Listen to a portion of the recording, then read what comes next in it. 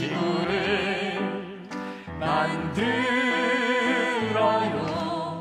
우리의 작은 노력으로 시작해봐요. 주님의 손으로 창조하신 아름다운 세상을 다시 만들어요. 자, 우리 있는 분들은 이걸 한번 들고요. 우리 모니터 앞에 있는 분들 같이 인사합시다. 사랑하고 축복합니다. 약간 약 올리면서 다시 시작. 사랑하고 축복합니다. 네, 고맙습니다. 네. 제가 이 얘기를 안 했네요. 이 컵의 이름은 우리 예배팀에서 뭐라고 지었냐면 Your Kingdom Cup. 네, 우리 주기도문 할 때 Your Kingdom Come, 하나님의 나라가 임하기를. 이 컵의 이름은 Your Kingdom Cup입니다. 자, 이제 우리 만나교인들을 함께 늘 가지고 다니면서 지구를 살리는 일, 작은 실천, 우리들의 마음에서부터 먼저라고 생각하고요. 우리가 조금 불편해야 살릴 수 있습니다. 저도 불편한 일을 좀 감수하면서 하려고 하니까 다 같이 참여하시면 좋을 것 같습니다. 자, 마지막 광고.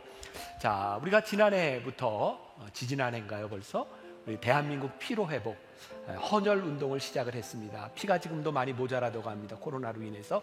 부활절에 대한민국 피로회복 헌혈합니다. 여러분들이 때마다 잘 참여해 주셨고요.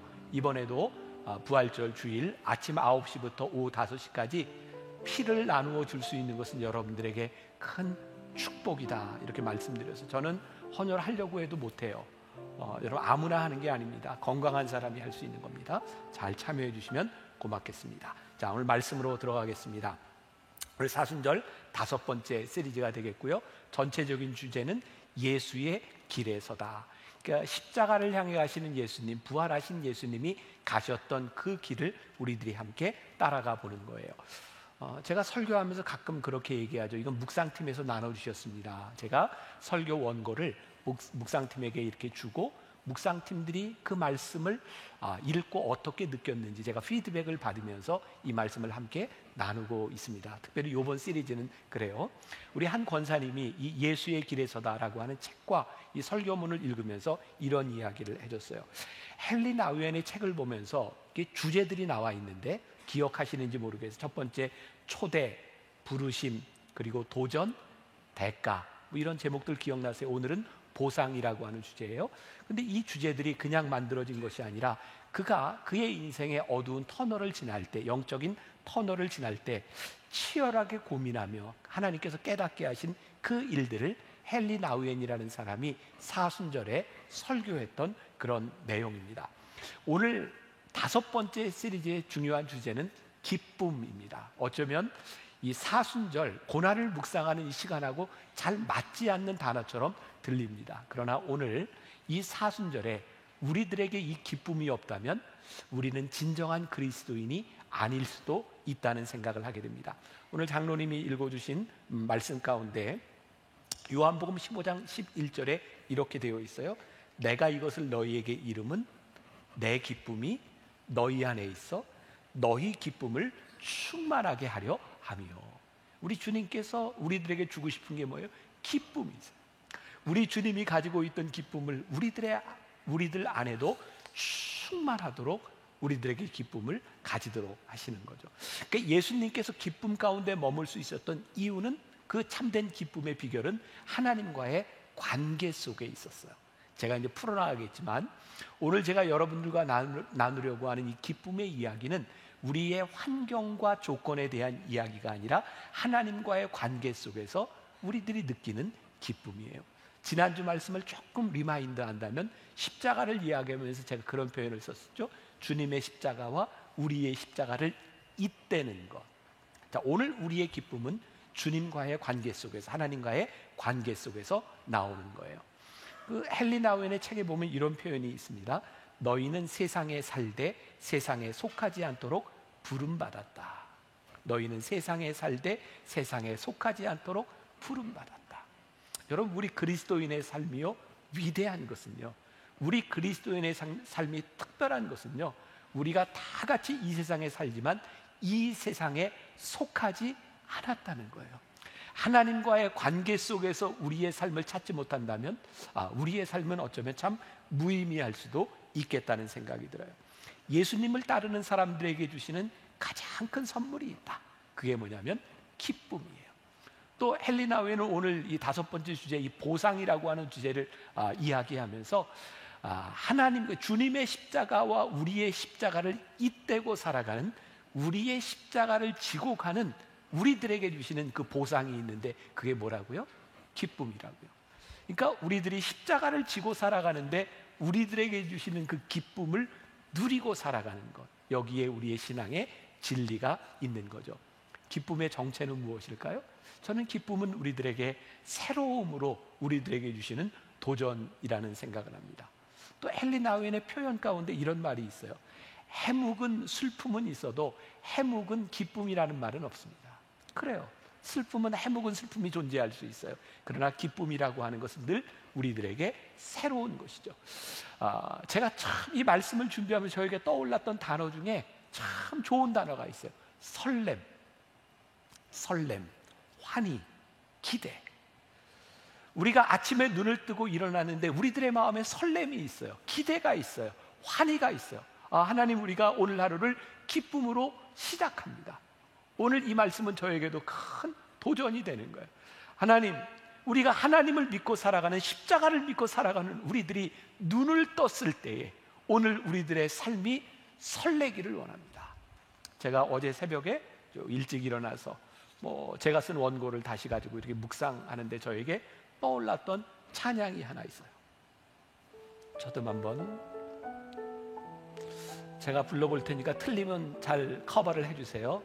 주의 인자는 끝이 없고 그의 자비는 무궁하며 아침마다 새롭고 늘 새로우니 주의 성실이 금이라 성실하신 주님. 아침마다 새롭고 늘 새로우니 주의 성실이 금이라 성실하신 주님. 새벽에 말씀을 묵상하는데 이 말씀이 확 들어왔어요. 아침마다 새롭고 늘 새로우니 주의 성실이 금이라 성실하신 주님. 이게 기쁨인 거예요. 아침마다 새롭고 늘 새로우니 우리들이 눈을 떴을 때 주의 인자하심과 성실함으로 인하여 우리들에게 기쁨이 솟아나는 것. 근데 실제 우리들의 삶에서는 기쁨을 느끼는 것보다는 두려움을 느끼며 살아갈 때가 많이 있죠. 여러분들에게도 어떤 두려움들이 있을 거예요. 헬리나 원은 그 책에서 이 두려움을 느끼고 살아가는 사람들에게는 두 가지 행동으로, 두 가지 선택으로 나타난다, 이렇게 말을 하고 있어요. 첫 번째, 두려울 때 틀에 박힌 행동을 한다는 거예요. 저는 이 책을 읽으면서 이런 이해를 했어요. 하나님, 우리가 하나님을 믿으며 살아갈 때 기쁨을 누린다고 하는 증거는 무엇일까요? 우리들이 두려움으로 인하여 이렇게 틀에 박힌 삶을 살아가는 것이 아니라 늘 새로운 도전이 있는 거예요. 주님이 우리들에게 함께 하심으로 인하여 우리들의 이게 둥지를 떠나서 새로운 도전을 하게 되는 것, 이것처럼 큰 기쁨이 어디 있을까요? 두려움은 늘 우리로 하여금 안전을 생각하게 하고 안전을 선택하게 하죠. 우리는 안전을 위해서 어떤 일을 할까요? 경제적으로 우리들이 모으는 일을 해야지. 또 내 안전을 위해서 방어해야지. 또 내 안전을 위해서 늘 염려하는 거예요. 그러니까 우리들이 두려움으로 인하여 틀에 박힌 행동을 하고 있을 때 우리들의 삶에서 기쁨을 찾기가 참 힘든 것이죠. 여러분들이 하나님을 믿으면서 기쁨을 잃어버렸다면 어쩌면 이 두려움으로 인하여 여러분들이 지금 틀에 박힌 행동을 하고 있을지도 몰라요. 얼마 전에 제가 TV를 보는데 이 원자폭탄 원폭이 만들어지게 된 배경에 대해서 이야기를 하는 걸 보게 되었어요. 2차 세계대전 중에 이 원폭을 먼저 만들려고 시도했던 건 독일이었어요. 그 유명한 아인슈타인이 그것을 알고 미국의 대통령에게 몇 번 편지를 씁니다. 그래서 미국이 먼저 원자폭탄을 개발하게 됩니다. 그리고 개발된 원자폭탄을 실제로 처음 사용한 게 어디냐면 나가사키하고 히로시마예요. 그리고 온 세계 사람들이 깜짝 놀랐어요. 야, 이렇게 무시무시한 폭탄이 있구나. 그리고 미국이 혼자 원폭을 가짐으로 인하여 그 힘을 가지고 세상의 평화가 이렇게 만들어질 줄 알았어요. 근데 그렇지 않았습니다. 소련이 원폭을 개발하기 시작했고 1953년도에 소련도 성공합니다. 이제 양강 체제에서, 냉전 시대에서 이 둘이 딱 힘을 가지고 뭔가 이렇게 좀 평화가 올 줄 알았는데, 그 이후에 영국, 프랑스, 이스라엘, 파키스탄, 인도, 이 모든 나라들이 핵을 소유하게 되죠. 여러분, 우리 대한민국 바로 위에 있는 북쪽에서도 똑같은 논리입니다. 우리가 핵을 가지는 것은 우리를 보호하기 위해서라고. 근데 참 신기하죠? 나를 보호하기 위해서 핵을 만들었다고 생각하는데 왜 주변에 있는 모든 나라들이 위협을 느낄까요? 우리가 안전을 위해서 만들었다고 하는 일들이 절대로 우리들에게 안전을 가져다 주지 않습니다. 내 안전을 도모하기 위해서 만들어 놓은 방어 체계들이 누군가에게 위협을 주고, 그 위협으로 인하여 또 다른 불안함 때문에 우리는 뭔가를 계속해서 만들어내게 되어 있는 거죠. 안전을 제일로 삼으면 안전하리라고 생각하는데 우리의 인생이 결코 그렇지 않다는 거예요. 하나님께서 우리들에게 주시는 도전, 우리들이 하나님을 믿는 백성으로서 안전한 자리에서 틀에 박힌 삶을 살아가는 것이 아니라 하나님께서 우리들에게 주시는 그 삶의 원리, 하나님의 인자하심과 신실하심을 통하여 우리들이 이 자리를 박차고 나갈 수 있는 기쁨이 우리들에게 있습니까? 이거 우리들이 물어야 되는 부분이죠. 또 헨리 나우에는 두 번째로 두려움으로 인하여 뿌리 없는 행동을 하게 된다. 이게 무슨 뜻이냐면 우리들의 삶에는 이유가 있고 근거가 있어야 되는데 이 두려움으로 인하여 두려움을 잊기 위해서 뿌리 없는 행동, 예를 들어서 술을 먹고 잊어버리려고 한다든지, 마약을 한다든지, 게임에 중독이 된다든지, 또 여러 가지 쾌락을 탐닉한다든지, 이런 것들을 통하여 두려움을 잊어버리려고 하지만 두려움은 그렇게 사라지지 않는다는 거예요. 자, 그럼 오늘 이 참된 기쁨이라고 하는 무엇일까? 그리스도인들이 누려야 하는 참된 기쁨은 무엇일까? 자, 오늘 본문 말씀 요한복음 16장 20절부터 22절을 우리가 좀 정독해 보겠습니다. 같이 봅니다. 시작. 내가 진실로 진실로 너희에게 이르노니 너희는 곡하고 애통하겠으나 세상은 기뻐하리라. 너희는 근심하겠으나 너희 근심이 도리어 기쁨이 되리라. 여자가 해산하게 되면 그때가 이르렀으므로 근심하나 아기를 낳으면 세상에 사람 난 기쁨으로 말미암아 그 고통을 다시 기억하지 아니하느니라. 지금은 너희가 근심하나 내가 다시 너희를 보리니 너희 마음이 기쁠 것이요 너희 기쁨을 빼앗을 자가 없으리라. 자, 다른 걸 다 잊어버려도 좋아요. 그런데 이 세 절을 읽는 동안 묘하게도 이 근심이라고 하는 말과 기쁨이라는 말이 같이 짝을 이루고 있어요. 고통이라고 하는 말과 기쁨이라고 하는 말이 같이 짝을 이루고 있어요. 그리고 예로, 그러니까 아마 아이를 낳아본 이 엄마들은 다 알 것 같아요. 아이를 낳기 전에 불안한 마음들이 있어요. 이 아이가 혹시 잘못되면 어떡하지? 건강하지 않으면 어떡하지? 내가 아이를 낳았다, 내가 잘못되면 어떡하지? 그런 근심과 걱정을 가지고 있어요. 그런데 아이가 탁 태어나는 순간 내가 이전에 가졌던 모든 근심들이 다 상쇄되고 그 아이가 세상에 나온 기쁨이 이 모든 근심을 다 덮어버리는 거죠. 그래서 이 기쁨, 우리들이 오늘 나누려고 하는 이 기쁨은 근심과 걱정이 없는 기쁨이 아니라 우리들의 삶의 근심과 걱정과 고통과 잇대어 있는 기쁨을 이야기하는 거예요. 또 요한복음 16장 16절에 이런 말씀이 있어요. 조금 있으면 너희가 나를 보지 못하겠고 또 조금 있으면 나를 보리라 하시니. 여기서 보지 못하겠다고 하는 말은 예수님께서 십자가에 달려 죽으시겠다는 말이에요. 너희들이 조금 있으면 나를 보리라고 하는 말은 부활하시겠다는 말이에요. 예수님이 십자가에 달려 돌아가심으로 인하여 제자들이 근심 가운데 빠졌으나 이 상황이 기쁨으로 바뀌게 될 것이라는 말이에요. 세상 사람들은 예수님이 십자가에 달리시는 것으로 기뻐했으나 제자들의 슬픔과 애통은 그것이 잠시의 고통이 기쁨으로 변하게 될 것이라는 것을 우리들에게 말하고 있어요. 오늘 주님이 주시는 이 기쁨은 우리들이 가지고 있던 과거의 고통보다 훨씬 더 크다는 말이에요. 그러니까 우리들의 기쁨, 아직은 유보된 기쁨, 그 기쁨을 우리들이 누릴 수 있어야 하는 거죠. 그런데 예수님께서 이 땅 위에 공생애를 지내실 때 예수님이 가셨던 그 기쁨은 환경에 대한 것이 아니라 하나님과의 관계 속에서 예수님은 기쁨이 충만하게 사셨다는 거예요. 하나님 아버지께 주님이 순종하실 때 예수님은 혼자가 아니셨다는 거예요. 자, 예수님께서 십자가에 달리실 때 예수님이 가상칠언을 하시죠. 그 중에 제일 마음 아픈 부분이 예수님의 가상칠언 부분에 이런 거 있어요. 아버지여 어찌하여 나를 버리시나이까. 그 순간 예수님이 하나님을 향해 기도하면서 예수님이 느꼈던 게 뭐예요? 하나님께서 나를 버리시는 것처럼 느꼈던 거죠. 근데 헬리나우에는 그의 책에서 이런 이야기를 합니다. 나의 하나님, 나의 하나님, 어찌하여 나를 버리셨나이까 라고 외치실 때는 하나님의 임재가 느껴지지 않았으나 그래도 그분은 하나님이 함께 하심을 아셨다.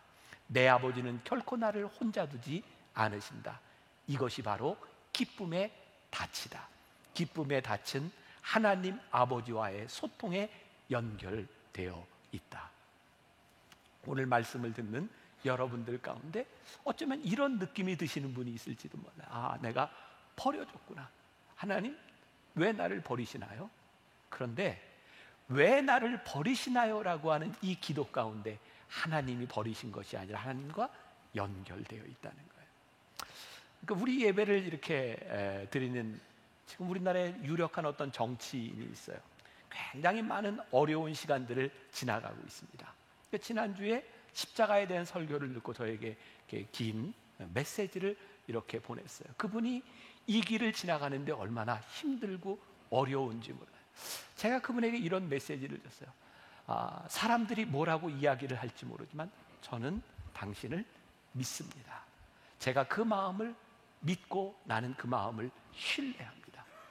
이분이 힘을 얻는 것이 뭐냐면 이 고통 가운데서 아무도 믿어주지 않지만 신뢰하지 않지만 그냥 이 목사가 자기를 믿어준다고 하는 것이 이분에게 힘이 되는 거예요.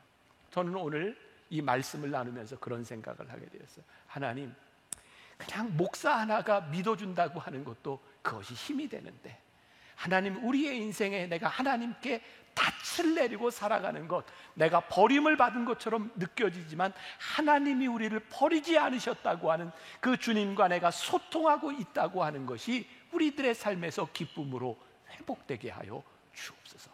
오늘 이 말씀 누군가에게 이 기쁨이 회복되었으면 좋겠어요. 세상은 우리가 경험하는 슬픔이라고 하는 감정을 불행이라고 말하고 기쁨이라고 하는 감정을 행복이라고 말할지 몰라요. 그래서 우리는 이 슬픔을 잊기 위해서 자꾸 행복한 순간들을 만들어내려고 노력하는지 모르겠어요. 그런데 우리가 배우고 깨달으려고 하는 참된 기쁨은 우리들이 슬프고 힘들고 고통의 순간을 지나가는 그 가운데서도 한결같이 빛나고 한결같이 누릴 수 있는 기쁨이죠. 상황에 의해서 좌우되는 것이 아니라 건강할 때나 병들 때나 우리들이 성공할 때나 실패할 때나 태어날 때나 죽을 때도 우리를 떠나지 않는 그 기쁨을 우리들이 어떻게 누릴 수 있을까? 요 한 달 사이에 저는 우리 기독교인들에게 주는 굉장히 좋은 두 분의 죽음이 있었다고 생각해요. 그 중에 하나가 우리 전 이어령 장관의 죽음이었어요. 그분은 신앙인으로서 굉장히 멋지게 돌아가셨어요. 그분은 암투병을 하면서 이 삶을, 그 죽음을 참 복되게 만들었던 분이에요. 그리고 지지난주에 저기 수영로 교회를 개척한 정필도 목사님이 돌아가셨어요. 제가 그분의 이야기를 보니까 아마 세상을 떠나시기 1시간 전에 사람들에게 이 산소호흡기를 떼라고 이야기하시고 그리고 기도하고 1시간 동안 설교하고 조용히 세상을 떠나셨어요. 그분들의 죽음을 바라보면서 저 죽음이 슬프지 않구나. 저 죽음이 결코 패배가 아니구나, 죽음을 이기는 것이 있는 것을 보게 돼요. 참된 기쁨은 슬픔 한가운데 숨어 있는 것이고, 또 우리는 죽음의 고통의 상징인 십자가를 바라보면서 우리들이 기쁨을 소유하게 되는데, 중요한 것이 있죠.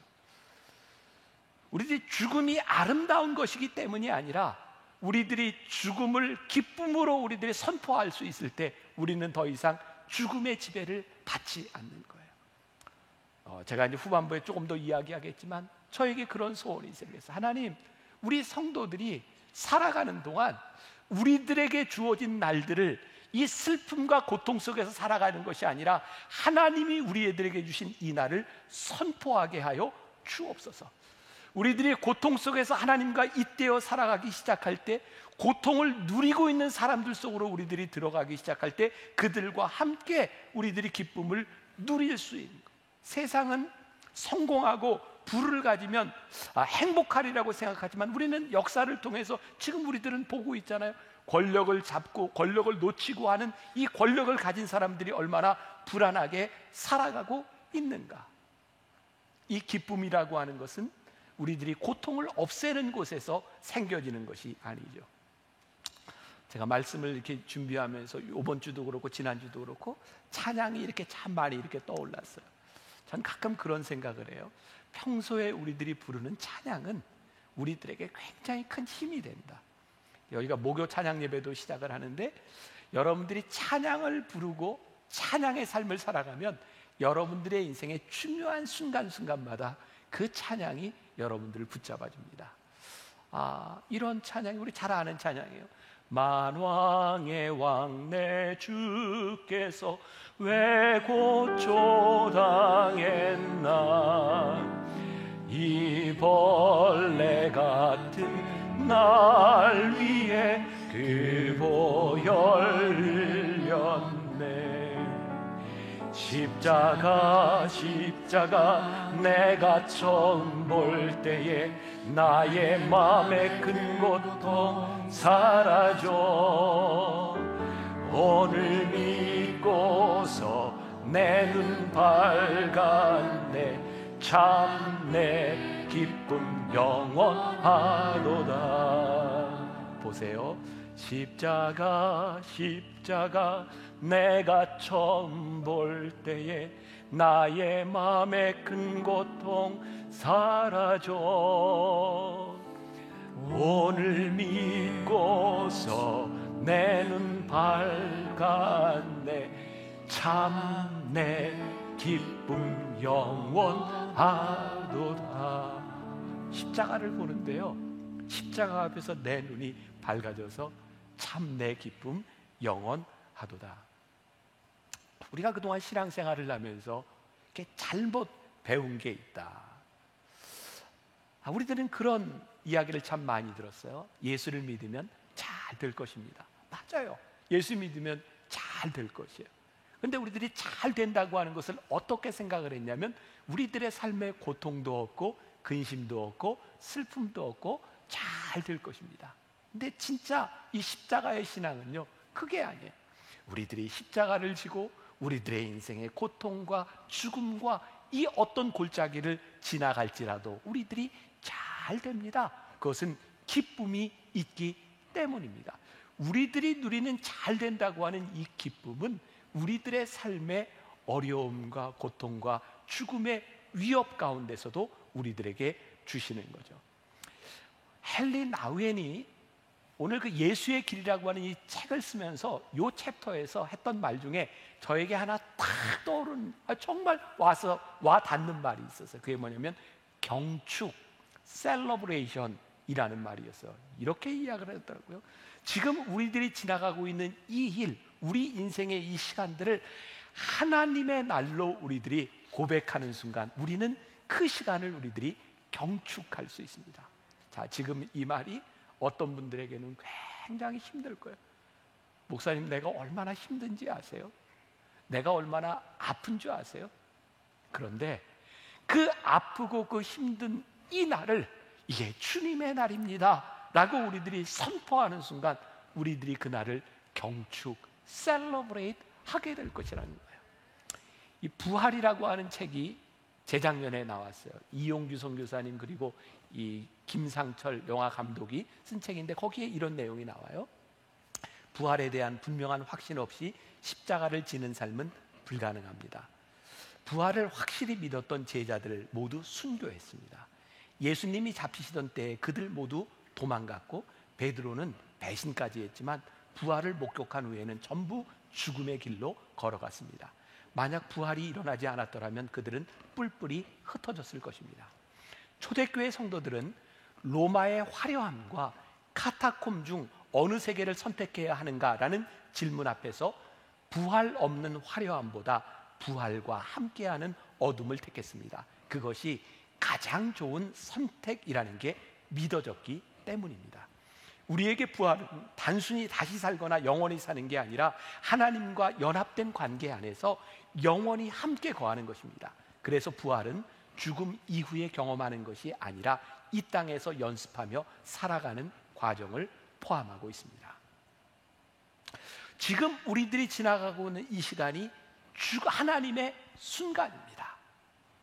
그리고 우리들이 고통을 경축한다고 하는 것은 고통이 선해서가 아니에요.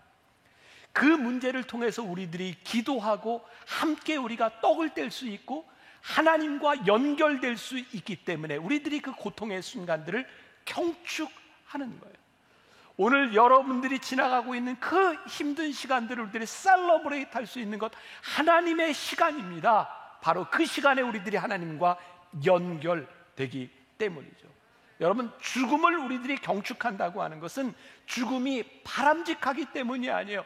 하나님께서 우리들에게 죽음을 허락하실 때 하나님이 나에게 죽음을 허락하셨습니다라고 받아들이는 것은 죽음이 바람직하기 때문이 아니라 우리가 그렇게 선포하는 순간 우리들이 죽음의 지배를 받지 않기 때문이에요.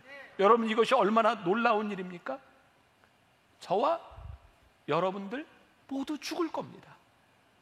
근데 죽음의 순간에 우리들이 패배자로 서 있는 것이 아니라 하나님께서 우리들에게 허락하신 죽음입니다. 이 날을 우리들이 경축하고 셀러브레이트 합니다 라고 말할 때 우리는 죽음의 지배를 받지 않는 거예요. 와, 이게 놀라운 우리 신앙의 진리인 것이죠. 고통이 선하기 때문이 아니라 죽음이 선하기 때문이 아니라 하나님께서 우리들에게 허락하신 그날을 경축하는 것, 이것이 얼마나 놀라운 일인지 몰라요. 자, 제가 오늘 말씀을 준비하면서 읽은 책 가운데 그냥 별것 아닌 것 같은 이야기인데 저에게는 굉장히 이렇게 감동이 돼서 여러분들과 좀 이렇게 나누어 보려고 해요.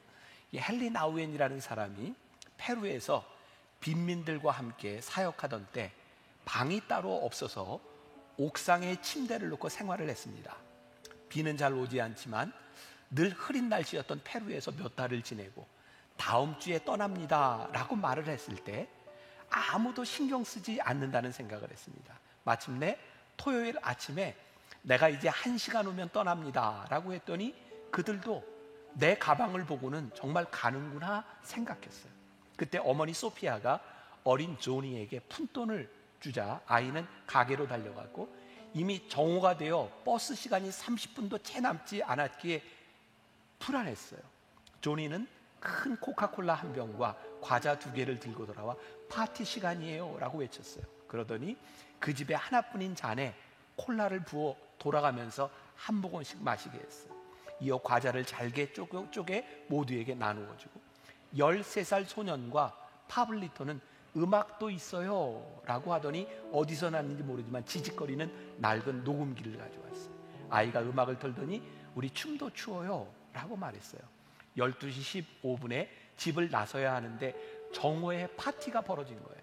콜라 조금과 과자 조금, 춤 조금으로 이루어진 파티였어요. 그들과 웃고 또 웃으며 작별 인사를 나누었는데 그리고 나서 그들은 내 가방을 들고 버스 타는 곳까지 함께 배웅해 주었어요. 우리는 헤어지는데 한참 걸렸습니다. 그리고 나는 방금 우리가 성찬식을 했음을 깨달았어요. 그들은 나에게 기쁨을 가르쳐 주었으니 얼마나 귀한 선물인가요? 나는 그들의 가난과 여러 어려움과 건강 상태에 대해 알고 있어요. 현실은 냉혹했고 많은 도움이 필요했어요. 그런데 그 와중에도 그들은 기쁨을 잃지 않았어요. 우리들이 생각하는 이 기쁨은 어떤 풍족함에서 누리는 것이 아니라 우리들이 함께 그 자리에 임하며 우리들이 누릴 수 있는 기쁨이 있어요. 저에게 떠오른 게 6.25 때 6.25가 지나고 우리나라에 얼마나 많은 전쟁 고아가 있었어요. 그래서 만들어진 단체가 월드 비전이에요. 바피어스라고 하는 종군 기자에 의해서 우리나라 고아들을 돌보는 그 단체가 만들어졌어요. 저에겐 그런 상상이 되는 거예요. 그 못 사는 나라 이 한국 땅에 그 고아들을 돌보기 위해 왔던 그들 가운데 있었던 그 기쁨은 무엇일까? 제가 한샘 치고 헌금을 하면서 여러분들에게 보여드리는 게 있었죠. 몽골에 있는 밝은 아이들의 모습들, 남아프리카 공화국에 우리들이 학교를 세우면서 거기에 있는 학생들의 모습들, 또 태국에 우리들이 센터를 건립해 주면서 거기에 있는 태국에 있는 많은 사람들의 모습들, 거기에 기쁨이 있어요. 많이 가졌기 때문이 아니라 그들이 풍족해서 그들이 안락하기 때문에 누리는 기쁨이 아니라 그들이 함께하며 믿음의 공동체를 이루는 기쁨이 거기에 있어요. 오늘 우리들에게 이 기쁨이 살아있는가? 오늘 우리들이 이 기쁨을 선포할 수 있는가? 지난해 사순절에 우리 부목사님이 설교하면서 이야기했던 예화인데 제가 이 예화로 말씀을 마무리하려고 해요. 어느 가정에서 가장이 사업을 크게 하다가 어려움이 생겨 사업이 망한 겁니다. 경제적으로 어려움이 오면 가정에도 어두움이 확 들어옵니다. 식구들이 다 느끼는 것이죠. 말도 없어지고 마음속에 기쁨이 다 사라지고 자녀들도 눈치를 보게 됩니다. 그런데 중학교 다니는 아들이 있었습니다. 그 아이가 어느 날 학교를 갔다가 집에 오는데 너무 마음이 답답한 겁니다. 아버지 사업은 망했고 경제적으로 어려운 기색이 드러나니까 이 아들이 집에 오는 기쁨이 없는 겁니다. 그렇게 무거운 발걸음으로 집에 왔는데 엄마가 부엌에서 설거지를 하고 있습니다. 엄마, 나 학교 갔다 왔어요. 이렇게 말하려는 순간 엄마가 설거지를 하면서 찬송가를 부르고 있는 겁니다. 엄마의 찬송 소리에 현관에서 그만 딱 얼어붙었습니다. 엄마의 찬송 소리를 들으면서 머리에 순간 떠오르는 것이 우리 집에 아직 소망이 있구나. 갑자기 하나님에 대한 생각이 들었다는 겁니다. 어릴 때부터 부모님을 따라 교회를 다녔지만 하나님에 대해 깊이 생각해 본 적이 없었는데 그날 찬송을 들으면서 하나님이 우리 집을 지키시는구나, 그런 믿음과 마음이 들었다는 겁니다. 그런 후에 자기 방에 들어가서 책상에 앉아서 바로 기도했습니다. 자기가 스스로 기도한 일이 생전 처음이라는 겁니다. 왜요? 갑자기 하나님에 대한 믿음이 생겼으니까요. 하나님, 우리 도와주세요. 우리 아버지 망한대요. 하나님이면 도와주실 수 있잖아요. 그렇게 처음 기도하는데 눈물이 그렇게 났다는 겁니다. 나중에는 통곡을 하면서 울게 되더랍니다. 우리 집 좀 붙들어 주세요. 하나님은 하실 수 있잖아요. 그렇게 울면서 기도를 하고 나니 마음이 너무너무 편해지더라는 겁니다. 학교에서 집에 올 때는 그렇게 마음이 무거웠는데 기도하고 나니 집안 공기가 다르게 느껴지더랍니다. 엄마는 찬송을 하고 아들의 얼굴 표정은 바뀐 것이죠. 그 후에 남편이 살 것 같은 거예요. 사업은 망했는데 집에 들어오면 기쁨이 있는 겁니다. 망한 집의 분위기가 아닌 것이죠. 이분이 힘을 얻은 것입니다. 그리고 다시 일을 시작하게 되고 경제적인 회복을 주셨는데 그보다 더 놀라운 축복은 중학교를 다니던 아들의 믿음이 놀랍게 눈을 뜬 것입니다. 그 아들이 나중에 교회를 섬기는 장로가 된 것입니다. 바로 이 이야기는 그 장로가 된 중학생의 간증입니다. 기쁨이 뭔가요? 우리들에게 완벽하게 갖추어진 조건이 아니라 우리들이 기쁨을 회복하는 거예요. 이 어려움 가운데서 우리들이 하나님과 있대요. 내가 하나님과의 관계 속에서 하나님께 우리들이 부르짖고 있는 하나님이 나를 도와주지 않는 것 같아 라고 느껴지는 그 가운데서 하나님이 우리와 연결되어 있기 때문에 우리들이 회복하는 기쁨인 것이죠. 지지난주인가요? 여러분들에게 한샘 치고 헌금을 요청했었죠. 아가페 병원. 그때 우리 한 장로님, 그 정형외과를 가는 장로님이 본인의 이야기를 하셨어요. 저는 그 장로님 안 지가 꽤 한 40년 가까이, 우리 만나교회 처음 시작할 때부터 그 장로님의 돌아가신 아버지가 만나교회 처음 장학위원회를 만든 분이거든요. 그래서 그 장로님이 의대를 다니던 때, 그리고 결혼을 해서 힘들었던, 또 아이를 키우면서 많이 힘들었던 그 시간들을 제가 알아요. 그 장로님 선교를 나가겠다고 했지만 그분이 뭐 완벽하거나 뭐 그런 분이 아니에요. 근데 그분이 그 인터뷰 가운데서 이런 이야기를 했어요. 33살의 나이에 하나님을, 우리 주님을 인격적으로 만나고 나서 내가 무엇을 할까요? 라고 할 때 그분에게 떠오른 단어가 딱 두 글자였죠. 선교. 그분에게 기쁨이 있는 거예요. 이 기쁨은 세상이 생각하는 그런 조건이나 완벽한 환경 가운데서 우리들에게 일어나는 것이 아니라 하나님과의 친밀한 관계 속에서 우리들에게 일어나는 기쁨이구나. 이 사순절 우리들이 예배를 마치고 나가서 여러분들 가정에 여러분들이 들어갔을 때 여러분들에게 이 기쁨이 있어야 하지 않겠습니까? 저에게도 도전이 됩니다. 하나님, 저는 내일 또 일어났을 때 어떤 기쁨으로 살아갈 수 있을까요? 근심으로 인하여 제가 기쁨을 잃어버리지 않게 하여 주옵소서. 하나님, 저도 때가 되면 죽을 텐데 제가 죽음 앞에서 기쁨을 잃어버리는 사람이 아니라 내가 죽음 앞에서 내가 기쁨을 선포한다는 것, 더 이상 내가 죽음의 지배를 받는 사람이 아니라 하나님 안에 우리들이 거하고 있다고 하는 것. 우리 여기 있는 여러분, 이 코로나를 지나면서 참 힘들게 지나왔어요. 많이 잃어버린 기쁨들. 자, 우리 기쁨을 회복합시다. 십자가를 지고 살아가는 우리들에게 회복시켜 주시는 그 기쁨이 여러분들과 여러분들의 가정과 우리들의 공동체를 놀랍게 살리고 변화시킬 수 있기를 주님의 이름으로 간절히 축원합니다. 찬양을 좀 바꿔볼까요? 주의 인자는 끝이 없고, 한번 같이 불러보겠습니다.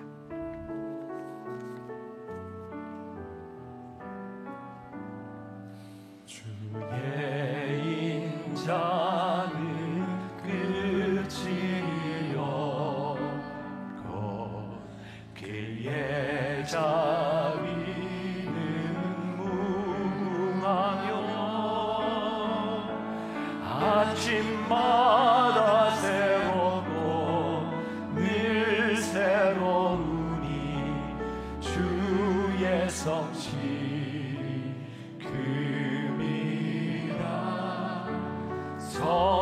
성실하신 주님. 주의 인자는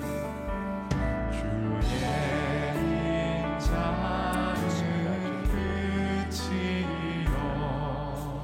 우리 사랑하는 성도들의 삶에 주의 인자하심과 주의 자비하심이 우리 가운데 있습니다. 아침마다 새로운 힘, 아침마다 새로운 우리에게 있기를 소원합니다. 주의 성실 주님, 이 고통 가운데, 죽음의 위협 가운데 우리들이 이 날이 주의 날임을 선포하게 하여 더 이상 시대하에 있는 것이 아니라 늘 새로우니 주의 성실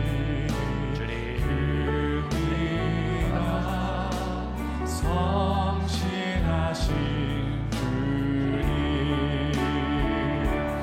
아침마다 새롭고 늘 새로우니 주의 성실이 금이라. 성실하신 주님. 아침마다 새롭고 아침마다 새롭고 늘 새로우니 주의 성실이 금이라. 성실하신